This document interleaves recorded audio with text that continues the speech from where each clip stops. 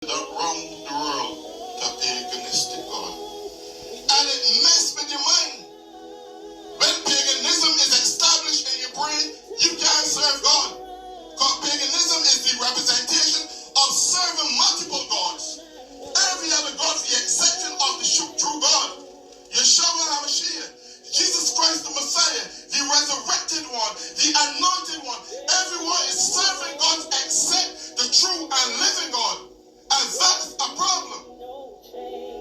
And don't get me wrong, the paganistic concept runs in a lot of churches too. Everybody come to church and they do the same thing that everybody in the community doing. Yeah, they serve God.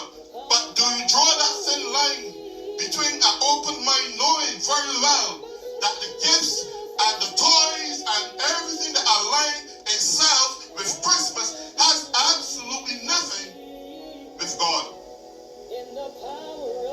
The birth of Christ was the official gift to all humanity.